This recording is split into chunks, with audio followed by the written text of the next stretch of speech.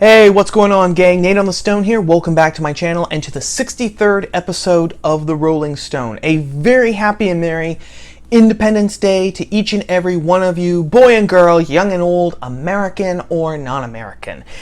It's not the happiest 4th that we've had. I mean, you just have to open up your news app or open up the paper or sometimes just look out your window to see that things are not exactly going well. But we're going to keep pushing through. We're going to have a stiff upper lip, as the Brits say, and we are going to keep plowing forward, because it was another Englishman, probably the most famous Englishman of the 20th century, Sir Winston Churchill, who said, "When you find yourself slogging through hell, keep going." Because you can't go backwards. That's not an option. You can only press forward. And that's what we're going to do. Which brings us actually to our very first story for this edition of the Rolling Stone. We've talked a lot about the toppling of statues by 21st century American Jacobins. First it was statues and memorials to Confederates because they were traitors. They were slave owners fighting to preserve slavery. We don't want them in the public square. Then it was other people like Christopher Columbus and Francis Scott Key. Francis Drake, too, as a matter of fact. Why? Because they were all problematic. They were slave owners. They had written racist poems that had somehow been turned into national anthems, or they had landed in California and done something to some Indian tribe. So obviously they had to go. And then even pillars, what we thought were solid pillars of American history and the American landscape. People like Abraham Lincoln, the great emancipator himself, was deemed to be problematic. And now the sights have been set for George Washington himself. Now, this is not the first time that this has actually happened, because this started a few weeks ago. If you remember, Antifa malcontents in Portland, Oregon attacked a statue of George Washington. They wrapped an American flag around the head of the statue. Bronze statue has been in Portland for over 100 years. They set the flag on fire. Then they pulled down the statue and covered the statue and the base of it with graffiti and everything. All cops are bastards, Black Lives Matter, murderer, colonizer, genocider, etc., etc., etc. There was another statue of George Washington that was vandalized in Chicago, and then another one just within the past week in New York City that was vandalized too. This one splashed with red paint to make it look like he's covered in blood. I mean, okay, no guesses as to what the symbolism is supposed to mean there. Well, now it has become official. Before this, we could say, yeah, well, those are just the mob. That might not be, the official position of the left, because, I mean, come on, we're talking about George flippin' Washington here. Well, no more. Because the New York Times has published an opinion piece by a Mr. Charles Blow, which says that, yes, George Washington needs to come down too. And you already know the reason why. George Washington was a slave owner, and therefore he cannot be in the public space. He must be purged from the public square, and because of that, he must be purged from the hearts and the minds of his countrymen. The man who was first in war, first in peace, and first in the hearts of his countrymen is now actually just another old, white, racist, European, patriarchal oppressor who must be toppled and replaced with, I don't know, Greta Thunberg or Harvey Milk or someone like that. Now, I want to concentrate on one paragraph that Blow writes. This is what he says, quote, "Enslavers were amoral monsters. The very idea that one group of people believe that they have the right to own another human being is abhorrent and depraved. The fact that their control was enforced by violence was barbaric. People often tried to explain this away by saying that the people who enslaved Africans in this country were simply men and women of their age, abiding by the mores of the time. But that explanation falters. They were also men and women of the time who found slavery morally reprehensible. The enslavers ignored all this and used anti-black dehumanization to justify the holding of slaves and the profiting from slave labor. Slave owners should not be honored in public spaces." So there you go. That's end quote. Close quote, close paragraph. That's what his argument boils down to.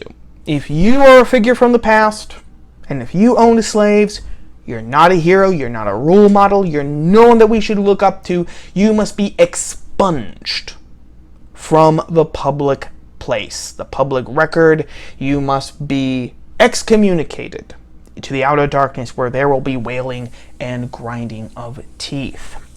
Now, you might be thinking to yourself, there might be a thought in the back of your mind like, well, wait a minute, didn't George Washington free all of his slaves? And yes, you would be right, he did. He was actually the only founding father who owned slaves to free his slaves. And Blow mentions that. But then he circumvents that little historical fact by saying, yeah, well, he did, but since he waited until his death, since he didn't free his slaves until he wrote it out in his will, it doesn't count, because he only freed them when he had no more use for them. That is his argument. Simply dismissed. Now, this piece has so many problems.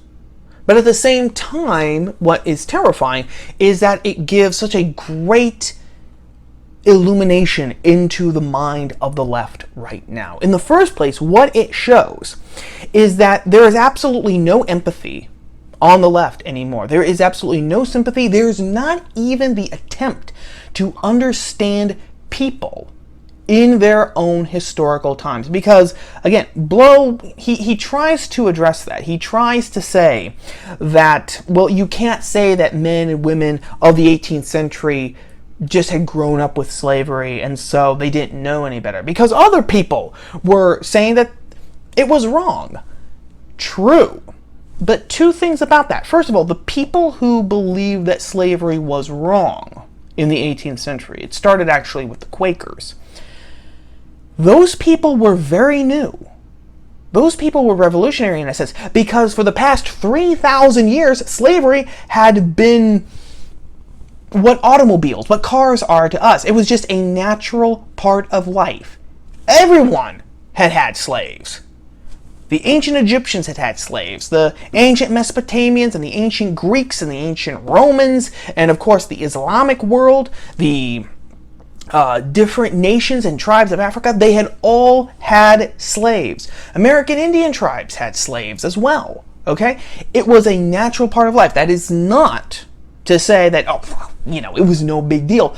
But that is to draw attention to the fact that when people in the 18th century started saying, you know what, maybe this whole slavery thing is kind of wrong, that is to emphasize how revolutionary that thought was. Because for the past 3,000 years, everyone had just been like, oh, okay, you're a slave. Well, tough toenails, pal. Sorry that you were dealt a bad hand. It wasn't seen as any big deal because it was part of the circle of life, as Mufasa would say to Simba.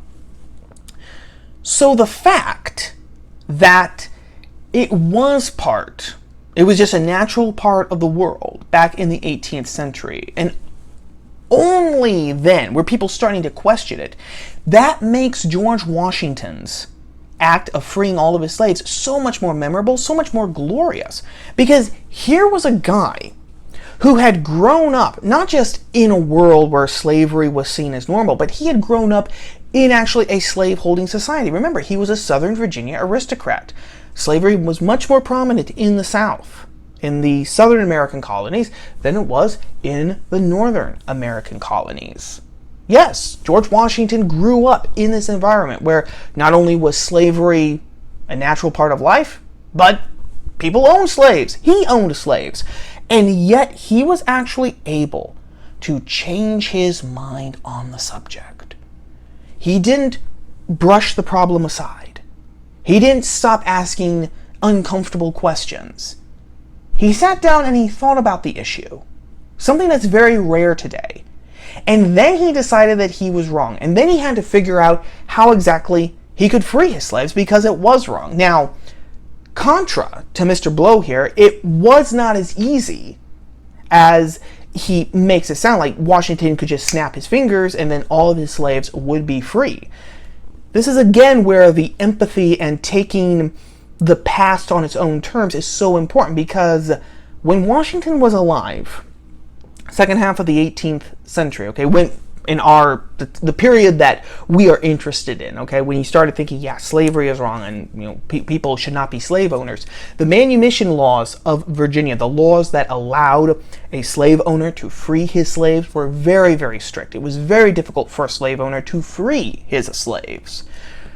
Compounding that problem, a lot of the slaves that Washington owned had intermarried and started families with slaves that his wife Martha owned. Slaves which Washington had absolutely no legal jurisdiction to. So if Washington frees his slaves, but his wife Martha doesn't free her slaves, what happens? You break families apart. And Washington did not want to do that.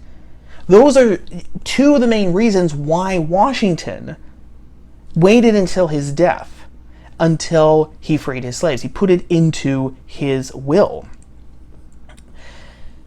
That is why empathy is so important, because sympathy and historical context, because then when you actually start digging into the reasons, you start to understand these people in their own terms, in their own times. You start realizing that no, the past, by and large, was not completely black and white. There was black and white, but so many times as well, there were different ideas, different arguments going on. And when we play Monday morning quarterback and say, oh, well, it's so easy for us to see what the right thing to do is, and then we completely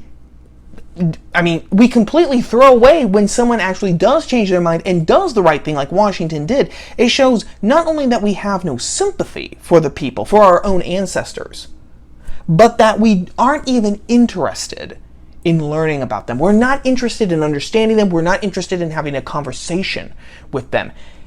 And that actually says much more about us than it does about them.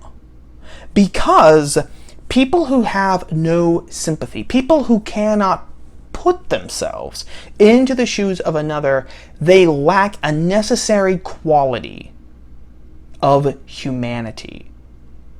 If you cannot actually put yourself into the shoes of another, if you don't have the imagination to actually do that, then there is something wrong with you as a human person, because we should all be able to do that to some extent or another. And we all can. But it's even worse because we're not even trying at this point. That's the first problem. The second problem is that it strips everyone of their humanity. It's so ironic, but in saying that George Washington should not be publicly honored in any way, shape, or form because he was a slave owner, Charles Blow takes on the same mentality of the slave owners of the 18th and the 19th century. He takes on the exact same mentality as slave owners. Because what did slave owners do? They saw these people, these human beings, either from Africa or descended from Africans, right? And they saw them only through one lens, the lens of skin color. Okay, you're black, therefore you are inferior, therefore you're a slave, or you should be a slave. That was the mindset of so many people, especially, in the southern colonies. Again, when you say, as Charles Blow does, that you can only see George Washington through the lens of his being a slave owner, when his entire humanity, his entire life, all of the work he did is just thrown away, and it's just reduced to, were you a slave owner or were you not a slave owner? You do the exact same thing. You are reducing a human being to one thing and to one thing only. You are stripping away Washington's humanity, taking away all of his accomplishments, all of his virtues, all of his strengths, everything that he did. And you're saying it doesn't matter. He can only be understood in this way. You are stripping him and everyone else in the past of their humanity. And when you do that to the past, when you reduce people's humanity down to one thing in the past, what is to prevent you from doing that to everyone here in the present? Oh, you're a Republican, therefore you're bad. Oh, you're a conservative. Oh, you're bad. Oh, you're white. Therefore, you're bad. Or, you're this or you're that. You're like this or you're like that. And all of a sudden, we lose the very thing that makes us human. Because, of course, the thing that makes us human, the form that makes this, this mass of carbon, this mass of fleshy carbon human, is logos, the ability to reason, to create, and to communicate with language, to empower our thoughts, to incarnate our thoughts with language. That's what makes us human, if you want to really get right down to it.